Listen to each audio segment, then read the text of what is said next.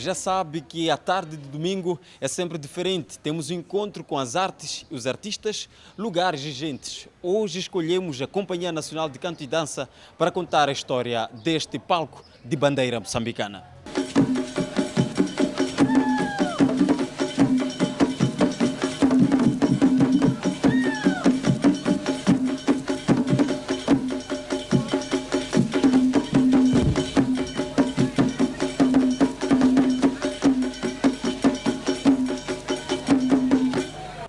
A Companhia Nacional de Canto e Dança foi formada logo após a independência de Moçambique, numa altura em que a cultura era vista como um dos principais meios para a unidade nacional. Verdadeiramente assumida pelo Estado, a cultura era usada para diversos fins, dentre eles a representação do país pelo mundo afora. É sobre esse pretexto que vários grupos de diversas expressões artísticas decidiram fundir-se para compor um agrupamento que juntasse todas as artes possíveis para representar Moçambique, com um grande incentivo do governo moçambicano ao mais alto nível pelo antigo presidente da República, Samora Machel. Criadas que foram as ações necessárias nos bastidores a partir de 1979, com conta David Abílio, só em 1983 o governo profissionalizou a Companhia Nacional de Canto e Dança. Um passo importante que permite que hoje seja reconhecida nacional e internacionalmente.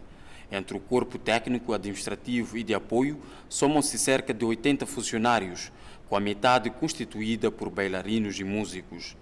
David Abílio, quem esteve na fundação da Companhia Nacional de Canto e Dança e dirigiu a instituição durante 10 anos, viveu os momentos bons e maus da companhia. Tais momentos maus que são tão poucos para quem tem a arte como fim. Bom, eu tenho recordação de uma decisão inédita e corajosa do meu colega Jorge Carlos Celia, que me diz assim: olha, David, estamos cansados e é desgastante que de cada vez que é uma sessão de gala temos que juntar artistas para fazer espetáculo de gala. De cada vez que é uma digressão artística temos que juntar artistas para prepará-los e fazer a digressão.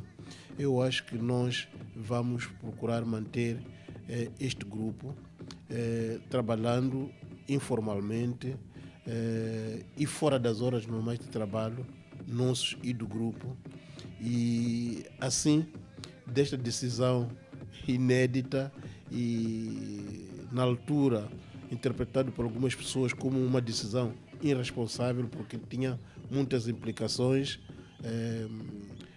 acarretar, portanto, um grupo com aquela responsabilidade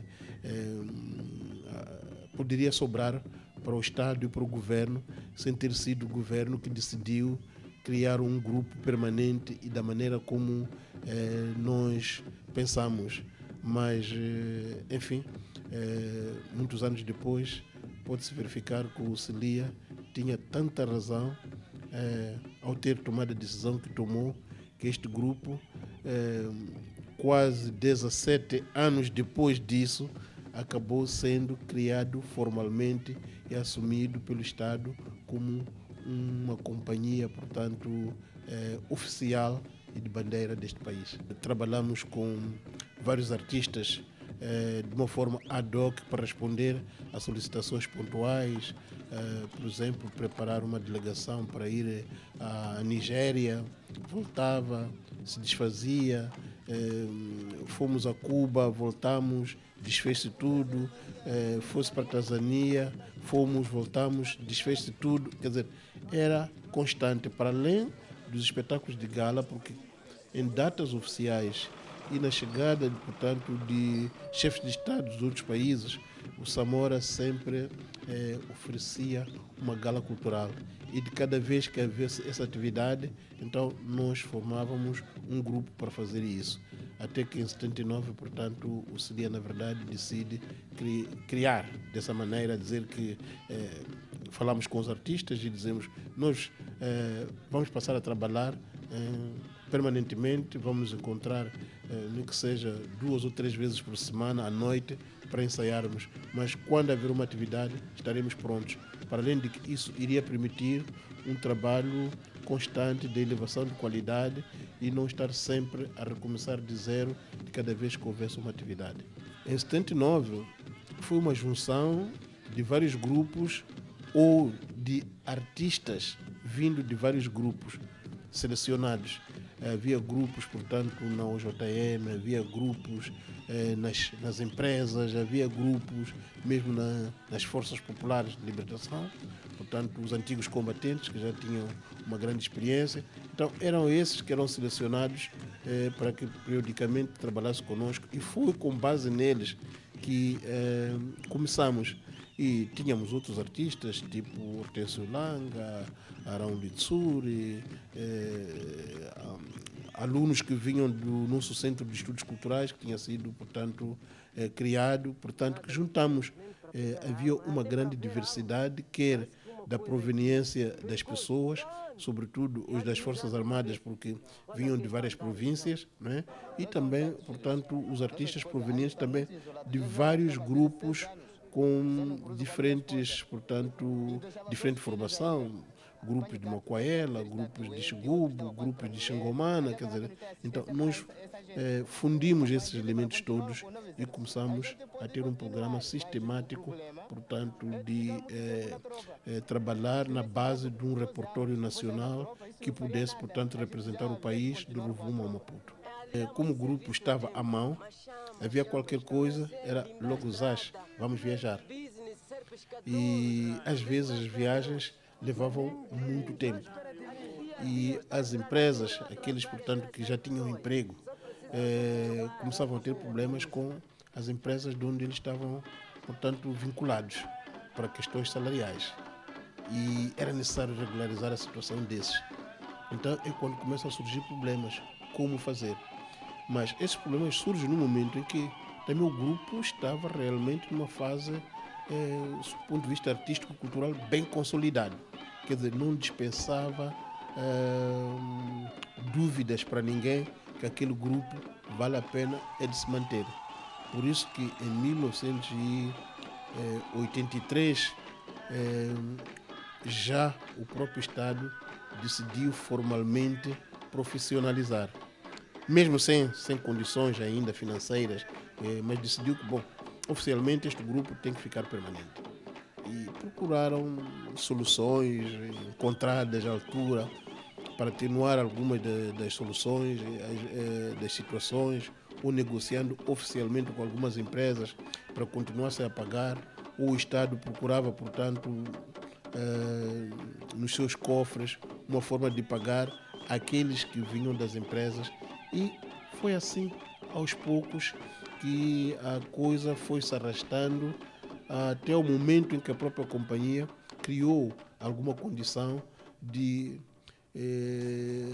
autossustentar-se, né? Pagando os seus salários durante algum tempo. E também, como disse, 17 anos depois, o governo acabou por criar formalmente e passando a ter direitos oficiais de beneficiar-se pelo menos do salário, portanto, pago pelo Estado.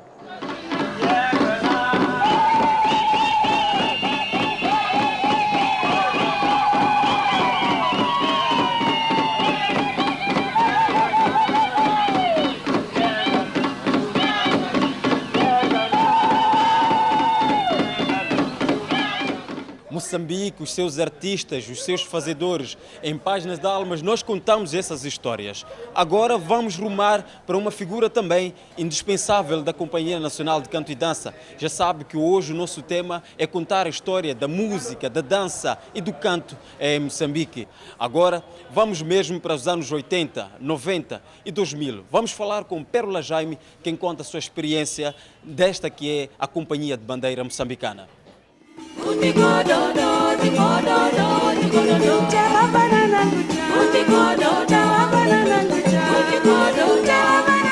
A Companhia Nacional de Canto e Dança, nos seus atuais 30 anos de existência, embora menos interventiva atualmente, não deixa de ser o que edifica a bandeira cultural de Moçambique.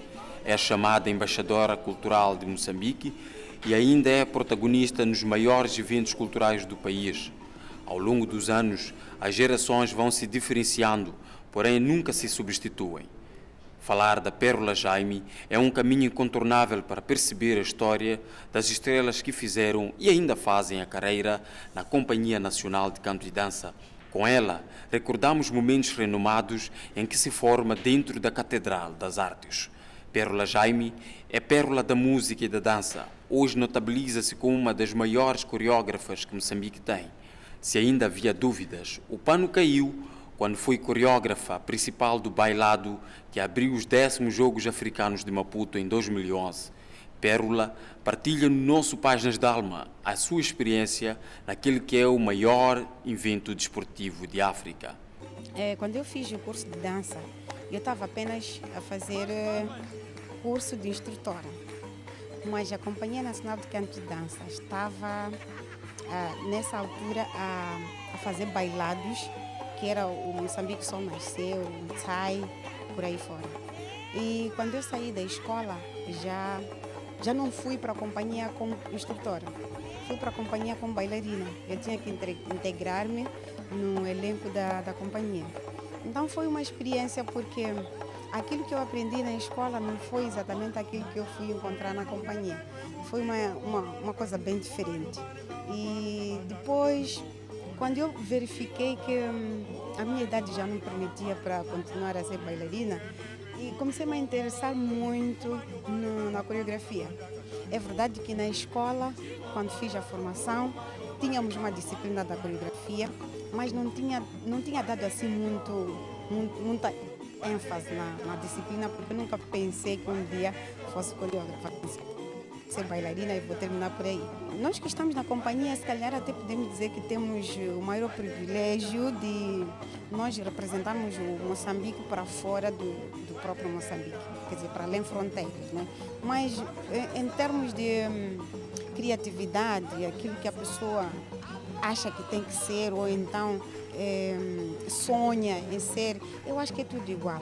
A pessoa pensa e age da mesma forma como estando na companhia, assim como está fora da própria companhia. Eu acho que não existem desafios iguais 2, 3 vezes na vida. Por quê? Porque jogos africanos só podem acontecer em Moçambique, não sei daqui a quantos anos. Então, eu tive esta oportunidade de ser a coreógrafa principal, trabalhando com a Companhia Nacional de Canto e Dança. Eu tinha os meus colegas como as pessoas que cozinhávamos as ideias aqui. E como alguns até são professores, alguns são apenas bailarinos, então distribuíamos. Eu dizia assim, vamos chegar lá, cada um de vocês tem que ter 50 ou 100 pessoas a ensinar aquilo que nós concebemos como tal. Então foi uma coisa única. E eu penso que, não sei se há de haver mais uma oportunidade dessas, não sei, sinceramente. Eu me sinto muito feliz por ter contribuído para jogos africanos, porque algumas pessoas já me conheciam, mas eu acho que também fiquei conhecida um pouco mais com relação à minha como chama, aquilo que eu faço com o meu trabalho, exatamente por causa da coreografia dos jogos africanos. Quando eu entrei na Companhia Nacional de Canto e Dança, era quase o único grupo, não posso dizer o único, mas era o grupo mais referenciado e que muitos grupinhos que existiam, muitos não, alguns grupinhos que existiam, tinham referência à companhia, faziam algo e tipo, pesquisavam dentro da companhia, olhavam para a companhia, então poderiam mudar o seu repertório, mas olhando como espelho a companhia. Mas hoje tem muitas academias de dança, tem não só academias, tem muitos grupos culturais. Então isso significa que, na verdade, a dança está muito viva. Bom, pode haver aquela coisa para os conservadores, mas estamos a caminhar bem ou não, isso já é um outro capítulo. Mas eu, deixando esse capítulo, eu penso que realmente a dança está muito bem, está a caminhar e se calhar temos que sentar para ver como é que está a caminhar, mas está viva. Eu fiz um pouco de formação de dança contemporânea, mas eu gosto muito de dança tradicional. Eu me sinto mais a minha praia, me sinto, quer dizer, aquela coisa de raiz mesmo. Eu gosto de pisar o chão e pronto. É uma coisa que a gente tem que não ignorar, porque o mundo está globalizado, né? Então significa que se nós parássemos apenas na dança tradicional, estaríamos estagnados. Então temos que saber como fazer para que o público de dança tradicional se sinta, na verdade, que estamos a assistir dança tradicional. Mas também se haver o público que queira ver dança contemporânea, que se sinta que nós estamos a ver dança contemporânea. Agora aí é a tal coisa que eu digo. Tradicional, assim como contemporâneo. Que tipo de contemporâneo? Eu respeito muito a dança contemporânea, mas eu não sou muito fã. Aquilo que eu faço como contemporâneo é um contemporâneo que eu até posso chamar de técnica moderna antigamente. É uma coisa digerível. Mas há um contemporâneo que tu olhas e depois dizes assim, mas o que é isto aqui? Mas é contemporâneo. E eu respeito esse contemporâneo. Agora a minha academia, o que é que eu faço com ela? Surgiu exatamente quando eu fiz os Jogos Africanos. E muitos jovens estiveram lá e alguns vieram ter comigo, professora, nós gostaríamos de continuar a trabalhar consigo, que é para podermos adquirir mais experiência de dança tradicional.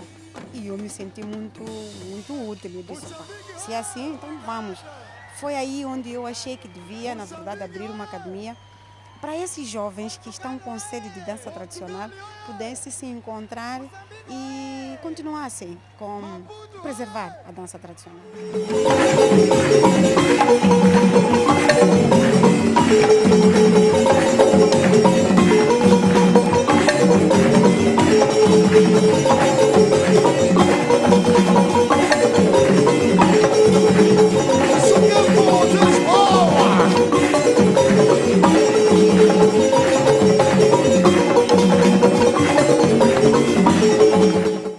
É como se sempre voltássemos ao tempo. Começamos dos mais velhos para o meio e agora vamos aos mais novos. Vamos para as próximas gerações da coreografia em Moçambique, o historial da dança contemporânea, a mistura tradicional. Virgílio Sitole é quem escolhemos, que recentemente estreou a sua peça, o Tomitopia. Vamos agora conhecer esta figura.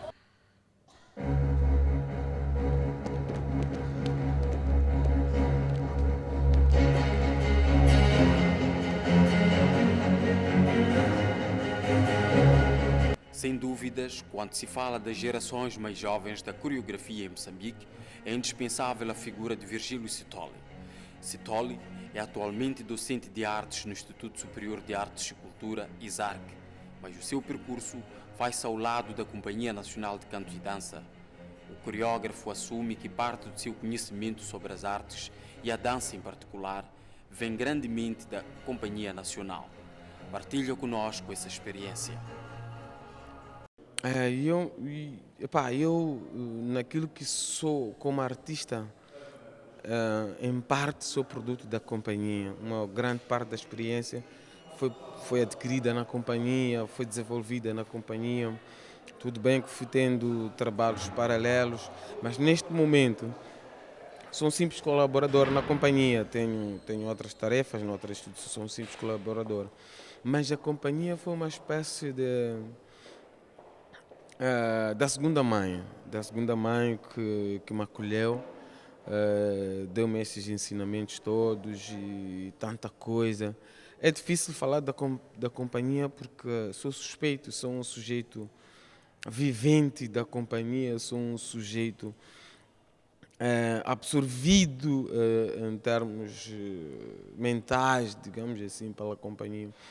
Então, eu para fazer uma análise crítica, eu tenho que refletir e sair da companhia em termos mentais e olhar para a companhia numa perspectiva crítica analítica. Neste momento é um pouco difícil falar da companhia, estaria a ser injusto comigo, com a própria companhia, assim como para as pessoas que conhecem nesta relação que eu tenho com a companhia. Obviamente, eu acho que a história de Moçambique, tanto político, cultural e até mesmo social, não pode se dissociar a história da companhia. Ou por outro, no inverso, a história da companhia não pode se dissociar aquilo que é a história do país. Não sei quantas obras de educação cívica, tanto para combate ao HIV/SIDA, malária, para as pessoas poderem participar nas eleições, como obras de arte no sentido de pesquisar, preservar e divulgar aquilo que são os valores culturais de Moçambique. A companhia está em primeiro lugar. Não é por acaso que foi dito que é embaixadora da cultura moçambicana, é por este papel que desempenham. Tem as suas dificuldades, obviamente, mas o papel social, cultural, não podemos falar de econômico, da Companhia Nacional de Canto e Dança em Moçambique, é muito grande, é muito valioso, que deve-se continuar a preservar para que nós não possamos um dia perder aquilo que é uma espécie de tesouro da cultura moçambicana, aquele que, na minha opinião, não estou a dizer que os outros não fazem, mas que faz numa perspectiva global do país. Se formos a ver alguns grupos culturais que existem em Moçambique, tem uma influência direta da companhia, porque é este que tem meios para ir buscar, para ir trazer, para retrabalhar as danças que vêm das comunidades para um palco convencional. Isto não é uma tarefa fácil, mas a companhia tem trabalhado. A companhia é um espólio, tem um espólio que podemos levar algumas décadas para ir aproveitar no máximo. Acredito que neste momento, provavelmente por falta de meios, a companhia ainda não exprimiu o máximo aquilo que é o produto que tem das suas pesquisas, aquilo que é o seu potencial e aquilo que pode dar mais à sociedade moçambicana. Sithole estreou recentemente a sua obra O Tomipia, resultado de várias pesquisas e leituras sociais. O Tomipia foi apresentado no Cine África e mostra o evoluir das nossas artes. Dela também falamos. Bom, era fácil dizer, não é, Tomipia, mas depois da infelicidade que eu tive, é difícil falar de Tomipia porque numa primeira fase do projeto era Utopia. Com o desenvolvimento se transformou-se em Tomipia. O Tomipia que é o tome de vida, pia de algo devotado, mas também por dentro está lá subjacente o termo utopia. O Tomipia porque tenho algumas vivências e experiência própria e aquilo que acontece na sociedade moçambicana. E noutras sociedades fiz uma pré-comparação e cheguei à conclusão, pode ser uma pré-conclusão, de que há alguns valores que não diria que estão perdidos, mas provavelmente estejam subvertidos. A forma como nós nos comportamos, a forma como nós vestimos, a forma como nós exibimos o corpo como um objeto sexual, o corpo como uma espécie de um tomate que tiramos da machamba, colocamos, depois dia seguinte apodrece. Nós não damos valor a isto, mas este não valorizar o nosso corpo tem a ver com os nossos comportamentos. Então, a forma como nos vestimos, tem uma moda chamada baixa cintura, não sei se é isto, e isto não é só para as mulheres, é mesmo para os homens. Isto leva o homem no sentido já masculino de olhar, por exemplo, para uma mulher como um objeto sexual, como algo de carnal, como algo que olho para ela, olho para o sorriso dela, olho para o traseiro dela como algo para eu devorar em termos sexuais. E isso nos leva a estes problemas de doenças que existem por aí. E depois eu digo, por que nós não olhamos para o corpo como um objeto de arte? O Deus fez aquele corpo, mas nós como seres humanos podemos pintá-lo do jeito como nós percebemos, não é? Então, eu tento com esta peça uma espécie de problematizar esta questão da sexualidade, do corpo como objeto sexual, mas também para trazer uma reflexão, porque eu acho que nós temos que olhar para o corpo, para uma moça linda e tudo mais, e trazermos mais uma pintura nos seus olhos, trazermos mais um pontinho no seu sorriso e tudo mais. Isso aí ia dar mais beleza ao nosso corpo. Mas isso também é também para o lado feminino, que olha para o homem como chamam daquele pão, não sei, provavelmente seja esse termo correto. Mas também porque eu também sou um sujeito ativo desta sociedade, percebes? O que eu estou a dizer é que não é porque os outros fazem, eu também faço parte desses que fazem. Mas depois eu assumo esses riscos, há tantos riscos. Por que não transformar o corpo humano como um objeto de arte? Depois tem esta peça Automipia é composta por duas coreografias, que é o Corpus, que é isto que eu estava a explicar agora, e depois tem o Tolerância, é que depois de nós olharmos para o objeto corporal como no sentido sexual, depois somos sujeitos à promiscuidade, depois já é essa transmissão de doenças. Eu chamo uma espécie de chamada de atenção para mim e para a sociedade moçambicana, para sermos tolerantes com os nossos comportamentos, com a nossa forma de ser, sermos tolerantes para as pessoas que estão afetadas e infectadas, seja com HIV-Sida, seja com malária, seja com tuberculose ou várias outras epidemias. Em suma, seria uma espécie de valorizar a nossa vida e a vida dos outros através dos nossos comportamentos, tanto sexuais, sociais, econômicos e tudo mais. É este, em suma, aquilo que diz o Automipia. As artes a tentar dar uma mensagem para a sociedade moçambicana. Como é que espera que seja recebida esta mensagem? Pensa já em algum risco de alguma incompreensão? Eu assumo, afinal de contas, nós artistas somos feitos para criar, não é? E esta parte da criatividade é sujeita a esta incompreensão. Mas isto deixo já para o público, o público estar aqui a ver, porque é como se fosse um livro. Quando lançamos livros já não é nosso filho, né? Filho dos outros que compraram, que vão... Então é este espetáculo. Depois de ver, estou aberto a críticas, a sugestões, mas o importante é que as pessoas respeitem a minha criatividade, respeitem aquele que foi o trabalho feito para investigar todo este tema até chegar aqui. Que às vezes nós falamos, criticamos, mas não sabemos o que é que está por detrás da escrita de um livro, o que é que está por detrás da concepção de uma coreografia. Isto é um trabalho muito intenso que leva meses e anos. Só para dizer que esta obra tem um casamento da parte prática e teórica aqui. Eu não saí da cama e eu disse que quero criar o Automipia. É que houve uma investigação, para além da investigação social, houve uma investigação de qual é o objeto que eu hei de trabalhar na concepção desses bailados. E o que é o objeto? O objeto de trabalho, aquilo que vai compor o trabalho. Isto vou dar só um exemplo para dizer, estamos a falar, por exemplo, estamos a preparar o bolo. Qual é o material que terei que usar? Tem aquilo que é a menta geral para preparar um bolo, mas depois eu tenho a minha menta para preparar o meu bolo. É o que aconteceu com isto. Isto foi um trabalho aturado de pesquisa de vários coreógrafos que trabalham na área de coreografia, pesquisadores. Eu fui lendo esses textos, fui vendo alguns trabalhos e eu fui buscar o objeto de trabalho, a pintura no nosso corpo. Como é que nós podemos transformar o nosso corpo pintando, mas a pessoa que está lá do outro lado tem que perceber, fazer a sua leitura. Estão a pintar, estão a fazer o quê?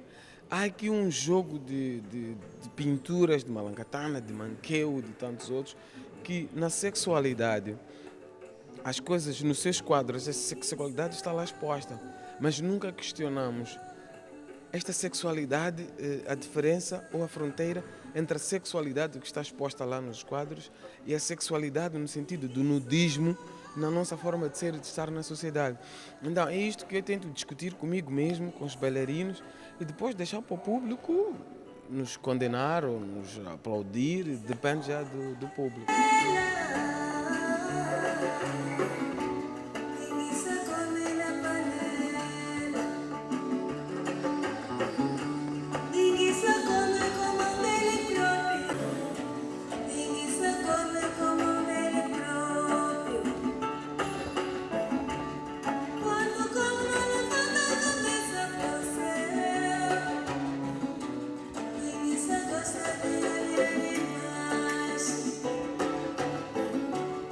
Cuando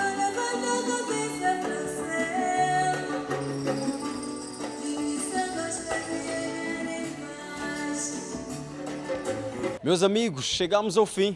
Começamos de 1979, conversamos com David Abílio, conversamos com Pérola Jaime, Virgílio Sitole e contamos a história de uma casa onde se preserva as artes e culturas de Moçambique. Estamos a falar da Companhia Nacional de Canto e Dança. Para a semana, muito mais. Espero por si.